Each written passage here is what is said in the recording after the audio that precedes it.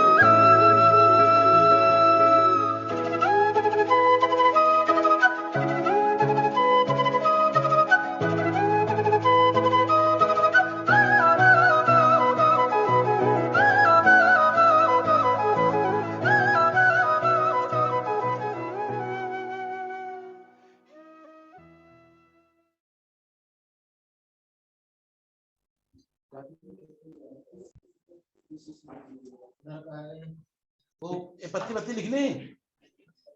हाँ ये भी लिख लीजिएगा। कितना चाहिए, कितने लाइन लेंगे, कितना चाहिए, कितने लाइन लेंगे, कितना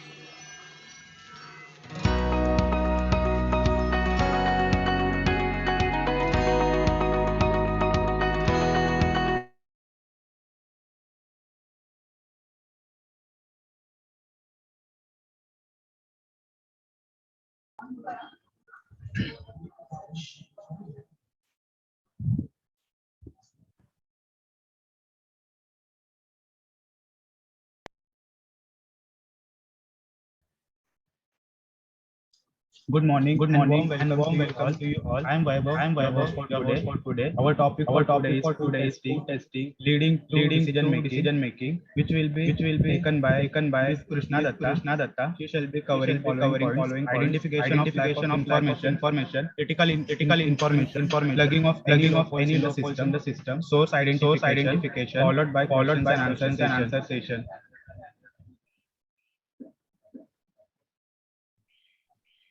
Our agenda for today: virtual inauguration by Dr. Sundar Kataria, invoking the blessing of dignity, chanting of Gayatri Mantra, introduction of speaker, presentation by Ms. Krishna Datta, question and answer session, and last closing session.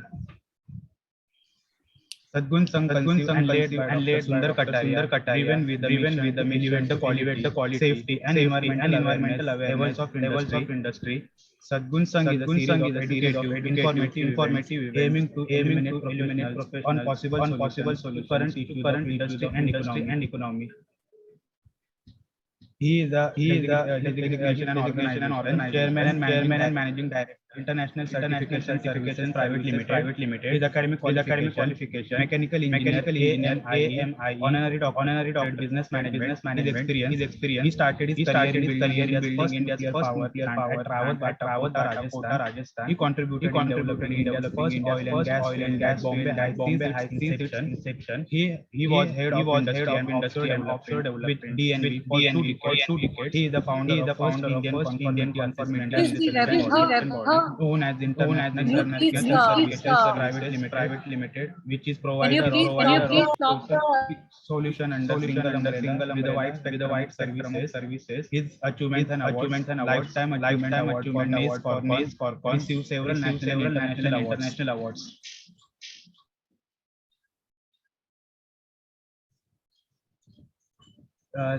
Now I request Dr. to virtually inaugurate the session.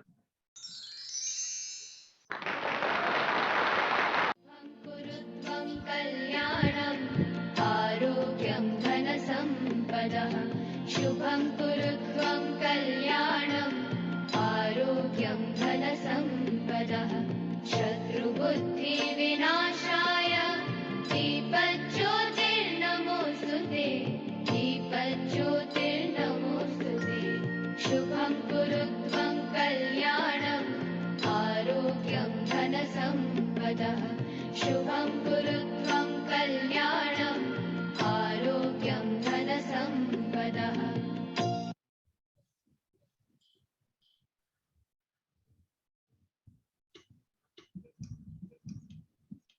Please join us for the recitation of the Gayatri Mantra.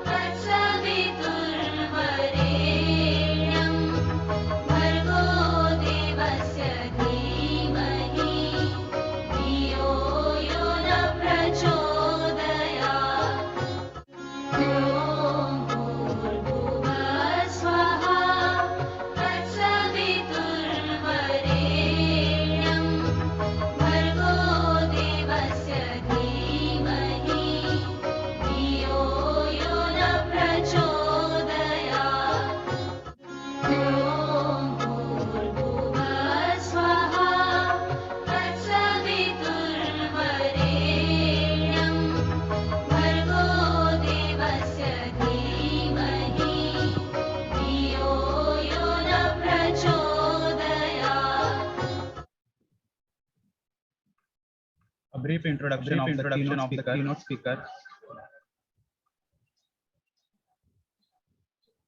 Her designation and organization director, Great Private Limited. Her academic qualification, BSc Microbiology, MSc Microbiology. Areas of specialization and experience: lead auditor, QMS, FSMS, and EMSS, COO of Cipro Laboratories Private Limited. She has a vast experience of 20 in food industry, senior advisor to the Enacted Tech India program, identified as a high entrepreneur from emerging regions for action. Her awards and achievements awarded for meritorious service in IRS, won the best paper award for presentation on microbiology at the NACE 2003. Please welcome Ms. Krishna Datta. Over to you, ma'am.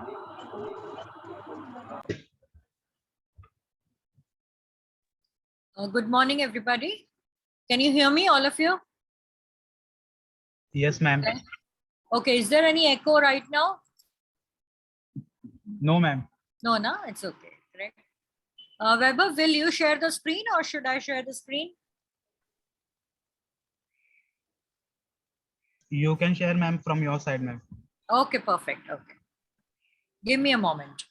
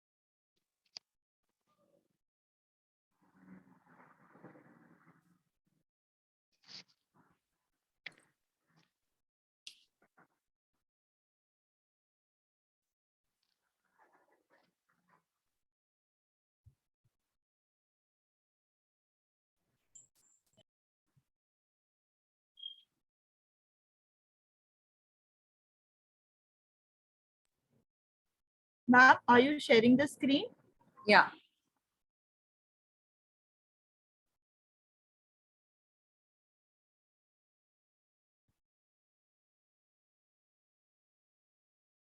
Is the screen visible to all? Yes, ma'am. Yeah, just a minute.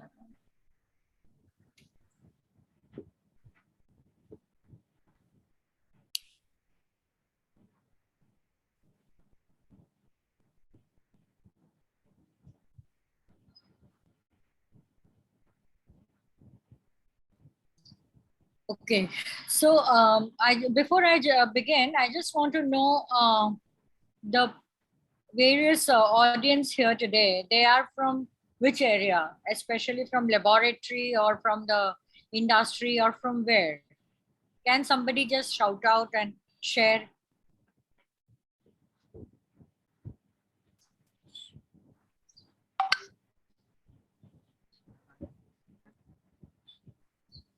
Hello? Ma'am, you can start now. Okay. Is can I know who are the audience today? Like where they are from which field exactly? Somebody can just respond. Unmute yourself and respond.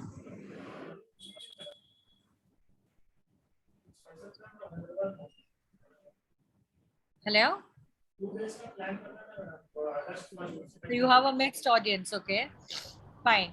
So when we talk about food testing, okay, food testing happens to be a very, very critical area because if you do not really have anything to tell you what the food consists of, then definitely it becomes a little difficult for everybody to take a call on whether that food can be consumed at all or not.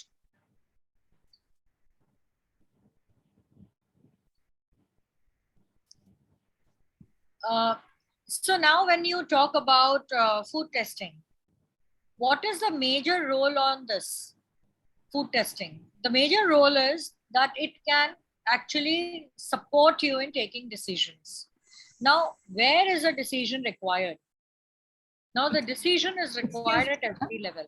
Hello? Yeah, tell me. Ma'am, you can make the presentation to full screen. I'm not able to do it actually. That's the concern. Just click on the play button above. Yes. Okay. Yeah, is this better? Yes, yes. Perfect. Okay. Fine. So when we talk about going to decisions, now why should decisions be necessary and why are they important? Now, for example, you have got a simple product like milk, okay? And this milk has to be sent out into the market. It has been pasteurized, it has been packed, now it has to be sent to the market.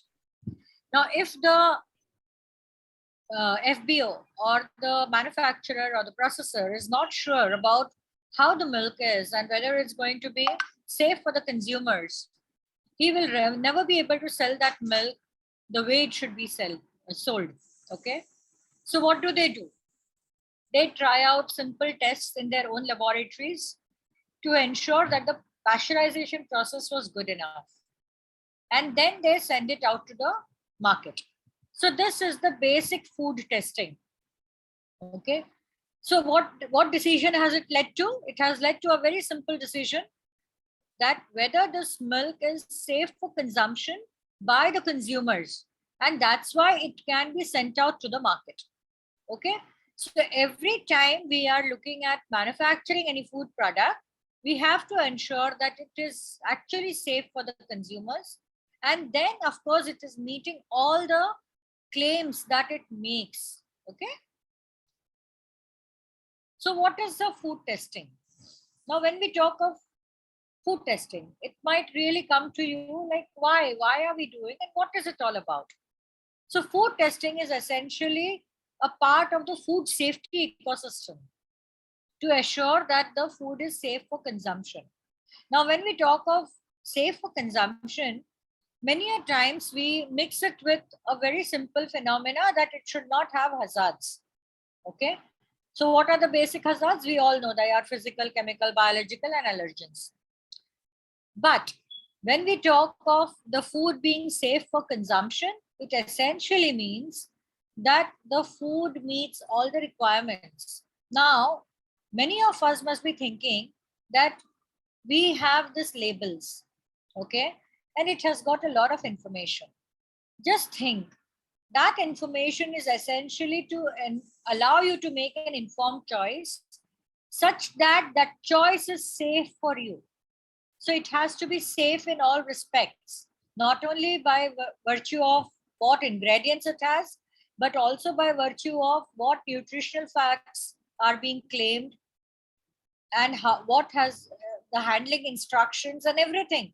Each of them play a role in the safety of this food, which allows you to ensure that you can consume it without having any adverse effects. Am I clear to everybody on this?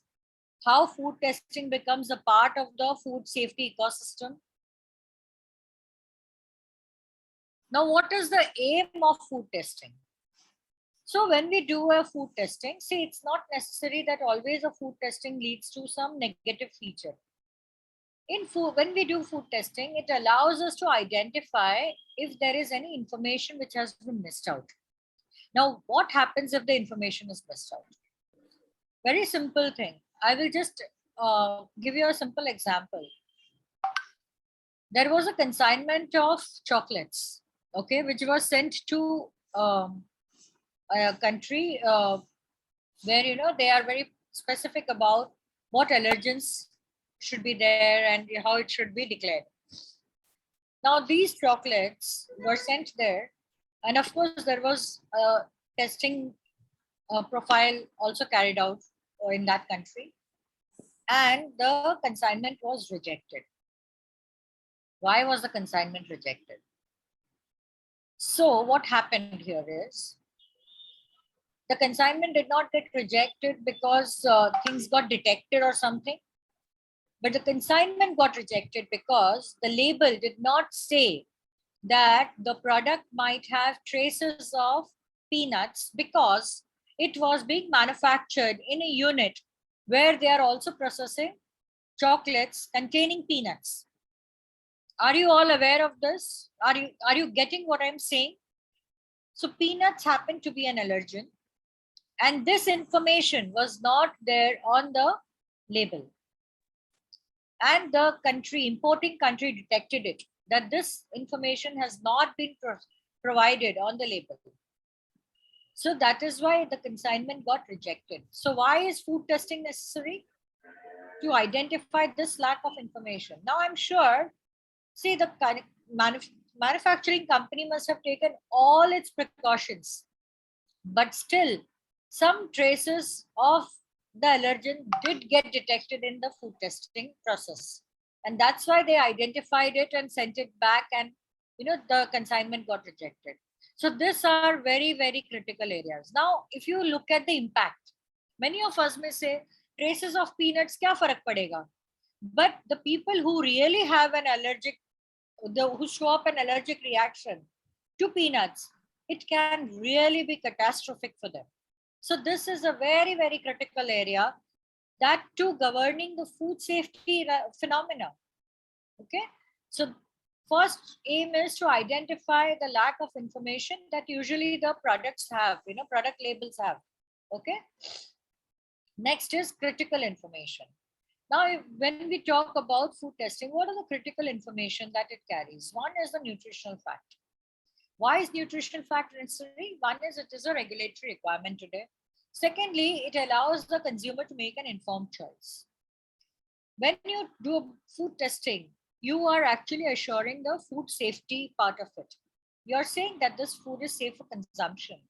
This is a very, very critical information with respect to its physical, chemical, biological status and the presence of any allergens. Then food testing also allows you to plug in any loopholes in the system. Now, what do we talk about? What are we meaning by loopholes? Okay, I'll give you another example. There was a company which was actually manufacturing frozen foods. Frozen foods usually do not have too many microbial flora, because the water molecule is already converted into ice, and there is no free water available for the microbes to thrive on. But unfortunately, when they were homogenizing the solution food, there was a microbe getting detected, and this microbe nobody was able to identify for a long time. So they went through a lot of tests, and after about, I think, 20-25 days, they identified that it was Shigella. Now, identifying Shigella in frozen food itself is a very, very rare phenomenon. Okay. They needed to find the source because Shigella definitely will not come from the raw material. They identified the raw materials. They did a lot of work around it. Then they figured out that there was some place in their factory wherein the contamination from sewage water was happening. And that water was coming into the mainstream.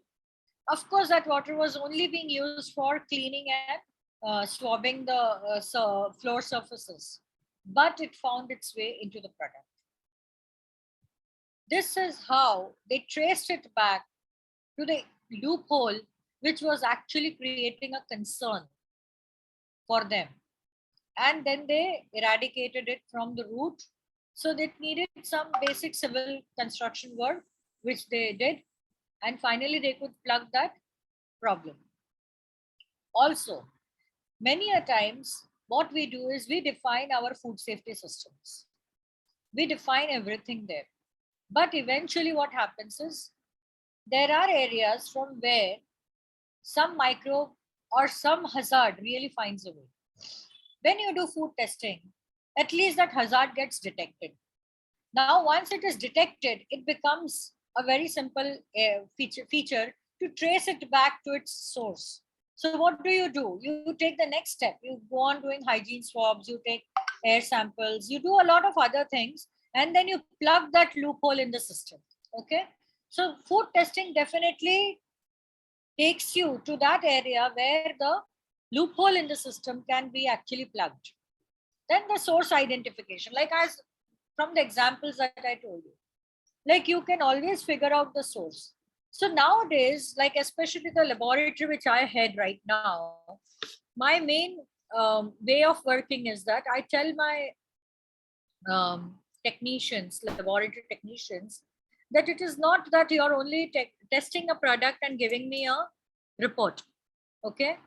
If you see something adverse, bring it to my notice. We can always speak to the client. We can tell them that, look, we are identifying something like this. Of course, we have nothing to do with the report and other things, but we can definitely tell you that there is something not working properly in your system.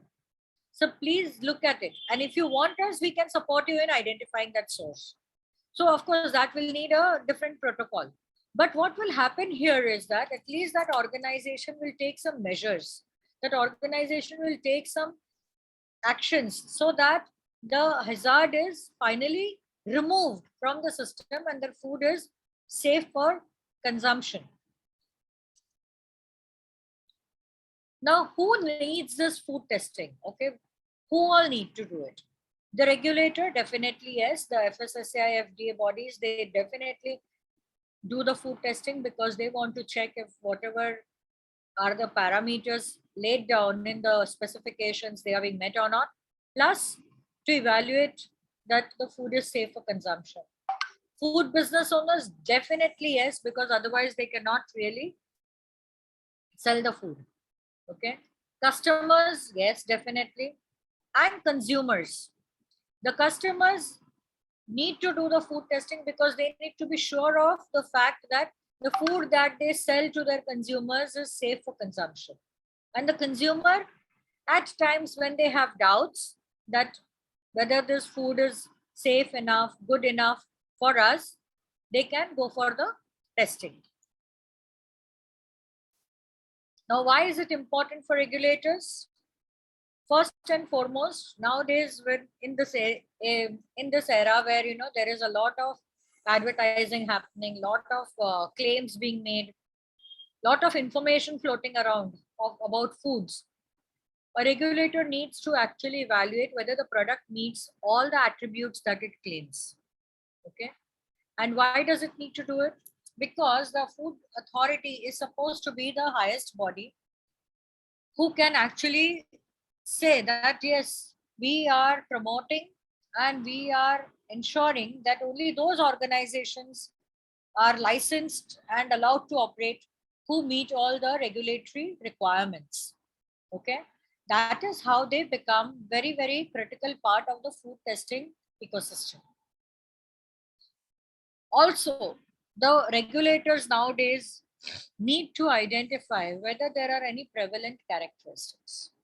And if you read a lot of food science related magazines or articles, you will find that they come out with very different kind of understanding about the foods, where they actually bring out the specific characteristics that the food demonstrates. And when I say characteristics, they mean the basic parameters in the food. Okay, they can, like for example, you may see when you check the groundwater for the zone from West Bengal to Punjab on the GT road. Okay, if you go by the GT road and you pick up water samples from different areas, you will find a lot of arsenic in that water. So this is a prevalent characteristic in water in that zone. Then you will find a lot of other heavy elements and other features in the groundwater, which actually show very specific characteristics about those regions. Not only in groundwater, you may also find them in commodities. Many a times you find that fishes from particular catchment areas, they show certain elements which are higher than the other areas. So these are the prevalent characteristics that could get detected, okay, when the food regulator does the testing of the products from different areas. Then also to evaluate trends. Now what happens is many of the food products, especially milk has got a slightly seasonal what you call change that it goes through. Certain characteristics of milk show up in different seasons. Okay, that's also because the feed that is given to the animal and other things. So they can evaluate the trends. When do these factors become higher? When do they become lower? These are the trends that can get identified in the commodity products or even in the processed foods. So for a regulator, this becomes a very, very critical area. So their aim gets fulfilled when they can actually, identify features which can safeguard the interest of the customers and the consumers, and the FBOs, all stakeholders for that matter. Okay.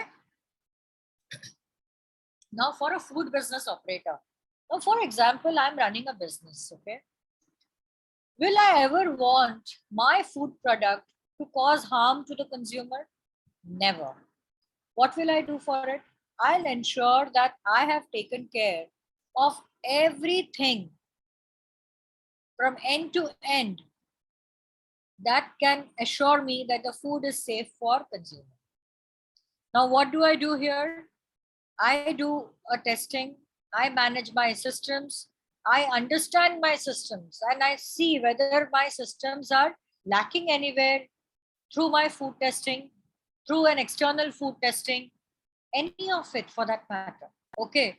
This, as a food business operator, my main role and my aim should always be to ensure that I keep on improving the overall quality of the food.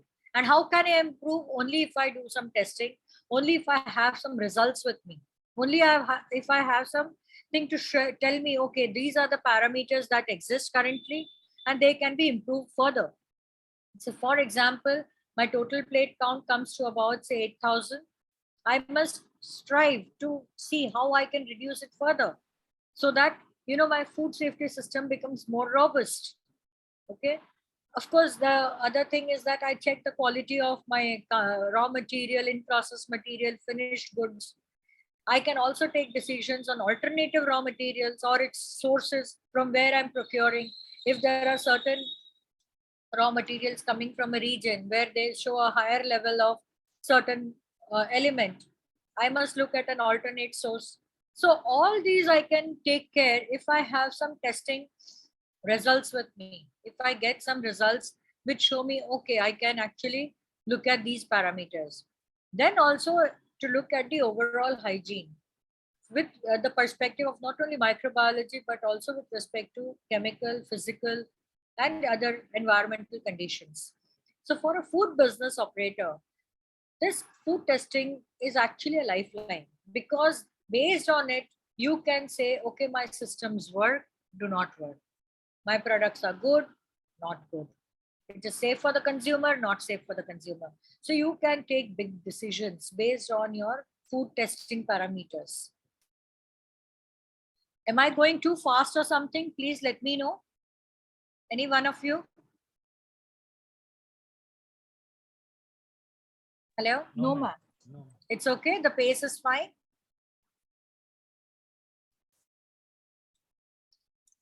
Now, how does it become important for customers? First of all, who is a customer? Now, if you look at the food chain, not the food chain, the food retailing chain, okay? So what happens is from the manufacturer or the food business operator, the food goes to the warehouse. Then from there, it goes to the distributor or to the stockist. From the distributor, it goes to the retail chain. And from there, it gets to the consumer. So these are the people involved in the entire chain. Okay. Very few manufacturers actually do a D2C, that's direct to customer.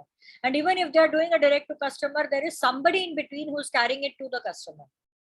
So everyone in between is a customer, okay, till it reaches the consumer who actually consumes the product. Okay. Now these customers, okay, especially the big distributors and the retail chains who put the products of the food business operators on their shelf, there is a big responsibility lying with them that they are selling safe food which is good and healthy for the consumer. This is their aim. So for this, they also get the food testing done. Now, for example, if you see Swiggy or Zomato, they deliver food to your house at your doorstep. But what do? They actually ensure that all the restaurants who are registered with them go through an audit and their food is tested at regular intervals to ensure that the food that reaches the consumer is safe and healthy for their for consumption. So this is how they actually ensure that the food is good enough, and they carry out food testing. And this food testing, definitely they must be actually involving the third party in this, but point is that they ensure that the people from whom they are taking the food and selling it to the consumer are following some systems and their food is safe. Okay. So they will also ensure that the food remains fresh, food remains consumable for how long. That is determine the shelf life of the food. Now, when you talk about the shelf life of the food, why is the shelf life required? Because you ensure that the original characteristics of the food is retained and it is safe for consumption. So for a customer, that becomes very, very critical. So now for a restaurant who's actually giving food to a consumer, Swiggy, Zomato, and the likes become their customer. Okay, not a consumer. They are the customers. They are not consuming the food. Who's consuming the food? The people like you and me who call for food through Swiggy and Zomato. Okay. So why does it become important for them? Because they are taking the ownership of the food that is sold by the restaurants, food that is being sold by any catering institute. Okay, that comes to your house. Okay, now why does it become important for consumer? So for example, you have bought a packet of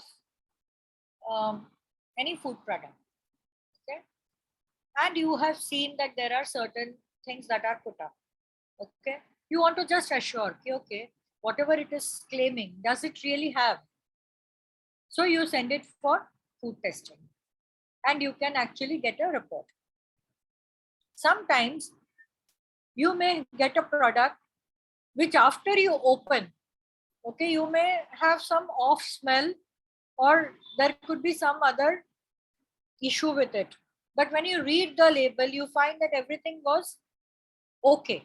Everything is actually managed, that it is within the expiry date, it has been handled properly, everything, okay? But then it is your role as a consumer to let the manufacturer know about it. And in your interest, you may also allow it to get tested, just to find out what must have gone wrong.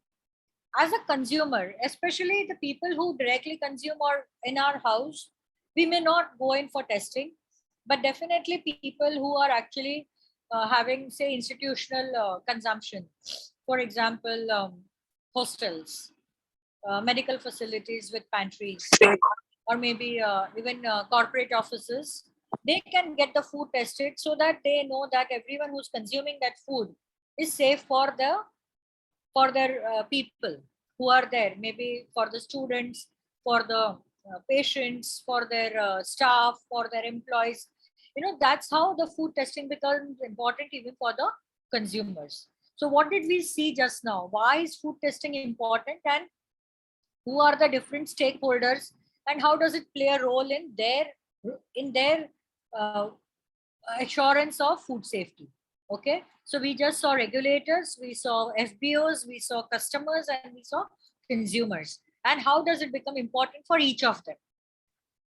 Now, what happens is we all saw that they go in for testing, but why does it become important for them?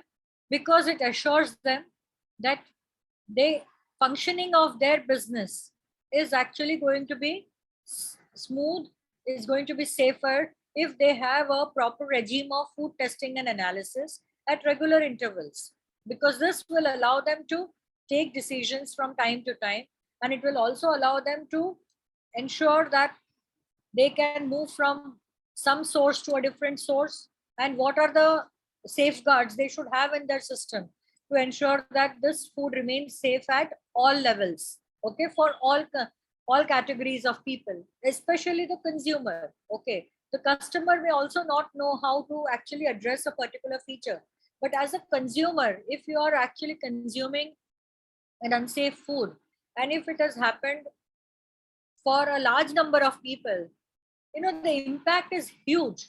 The impact is like there could be areas wherein the medical facility could get overwhelmed and you may not get the right treatment. You may not get the right care, and that could lead to a bigger concern. So that's why everywhere now they are talking about food testing analysis to support the already existing system, to give you information about how you can safeguard the system further, how you can ensure that there is nothing that will actually create a problem for your consumers. So that's about it from my end. Anybody has questions? Anybody would like to speak further about it? Most welcome.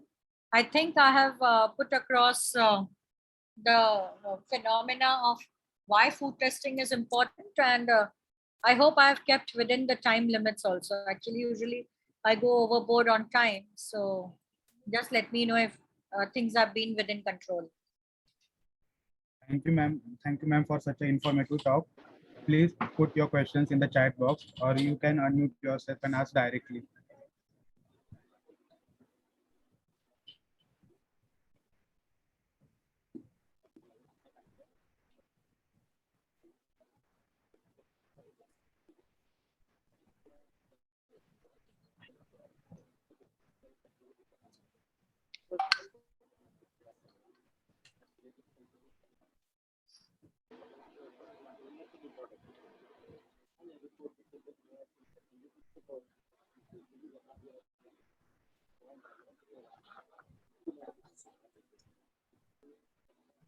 Please put your questions in the chat box, or you can unmute yourself and ask directly.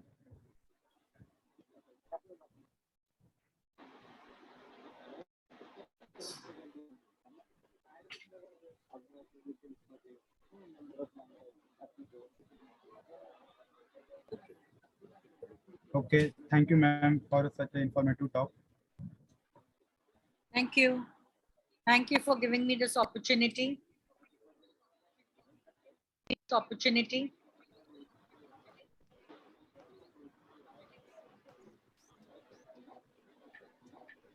Our next session on 13 August, 13 August will be on topic of valuation of assets, which will be taken by Sanjay Dayal sir.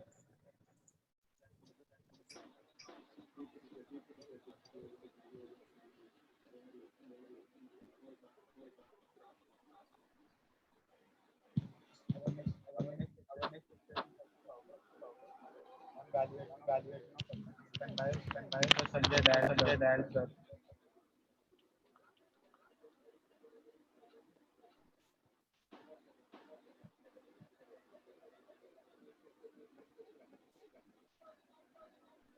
ICSE provide you all its all and everything, management, UMS, EMS, excellence in education. I also made easing. I also made in easing. I also made easing.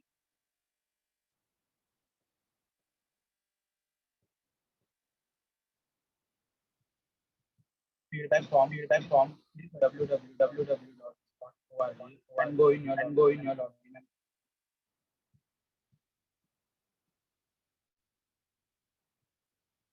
Thank you. On behalf of the team, I would like to all estimate dedicated for their make this webinar. We now officially close. Thank you all.